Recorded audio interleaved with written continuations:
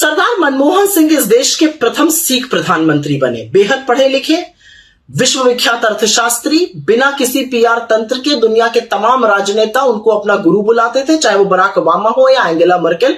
उनकी प्रतिभा के सब कायल रहे। लेकिन सरदार मनमोहन सिंह जी के लिए बीजेपी ने क्या क्या कहा और क्या क्या किया, यह सुनना और समझना जरूरी है। सर्वप्रथम वो रेनकोट पहनकर नहाते हैं, ऐसा घटिया और शर्मनाक बयान नरेंद्र मोदी ने पूर्व प्रधानमंत्री सरदार मनमोहन सिंह जी के लिए दिया। यही नहीं, एक सरदार की शालीनता के तार तार करके उनके नाम को अपभ्रंश किया। उनको मौन मोहन सिंह बुलाने का पाप बीजेपी आज तक करती है। बात जून 2004 की थी।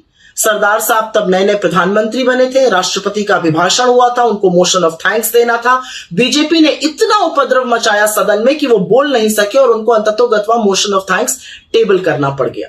उनकी सारी प्रतिभाओं, उनकी सारी उपलब्धियों को ताक पे रखकर बीजेपी के लोग आज भी उनको रिमोट कंट्रोल बुलाने से चूकते नहीं है, वो घृणित पाप करते हैं। यही नहीं, एक सिख की देशभक्ति पर सवाल बीजेपी तब उठाती है जब सरदार साहब के बयानों को काट छाट कर आज तक चलाती है और उनके खिलाफ दुष्प्रचार फैलाती है। लेकिन मनमोहन सिंह जी कौन है? मनमोहन सिंह जी वो हैं जिन्होंने विभाजन का दंश सहा, छोटी उम्र में अपनी मां को खो देने की पीड़ा को सहा, गरीबी और गुर्बत के आगे घुटने नहीं टेके और उन्होंने अपनी मुश्किलों को एक सच्चे सिख की तरह अपनी ताकत बनाया। देश ही नहीं, विश्व की सबसे नामी गिरामी यूनिवर्सिटीज में स्कॉलरशिप के बदौलत उन्होंने तालीम हासिल करी और बतौर प्रधानमंत्री सोनिया जी के साथ मिलकर इस देश में इतिहास रचा। उन्होंने इस देश को खाद्य सुरक्षा, इस देश को मनरेगा, इस देश को राइट टू एजुकेशन, इस देश को राइट टू इंफॉर्मेशन जैसे ऐतिहासिक कानून दिए। ये उनकी दूरदृष्टता थी कि हम विश्व की अर्थव्यवस्था का हिस्सा बन पाए। भारत ने अपने दरवाजे खोले और आज हम महाशक्तियों के साथ मुकाबला कर पा रहे हैं। यह सरदार साहब का कुशल नेतृत्व था कि हमने 27 करोड़ लोगों को गरीबी की सीमा रेखा से निकाला और 10 साल में सबसे ज्यादा आर्थिक ग्रोथ डिलीवर करी। एक सच्चे सिख अनुयायी होने के नाते उन्होंने यह सब बड़ी शालीनता से किया।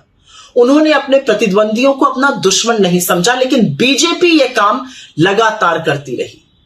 असलियत यह है कि गुरु नानक के एक सच्चे अनुयायी का हर कदम पे, हर मौके पर उनको बेइज्जत करने का काम बीजेपी ने किया। और ये बात करते हैं सिखों की, ये बात करते हैं सरदारों की।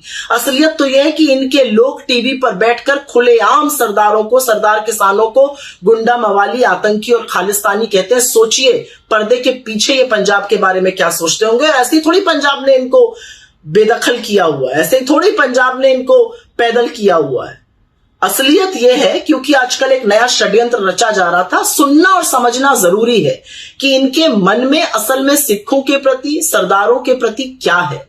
मैंने सिर्फ आपको एक यहां पर एग्जाम्पल दिया है कि देश के प्रथम सिख प्रधानमंत्री के लिए इन्होंने क्या क्या नहीं कहा और क्या क्या नहीं किया। यह शर्मनाक है। आज भी देरी नहीं हुई है, कान पकड़ के माफी मांगिए। Stay ahead with our cutting edge news app. Instantly access the latest shorts in just 1 minute and breaking news in just 50 words. Download now for a smarter, faster news experience.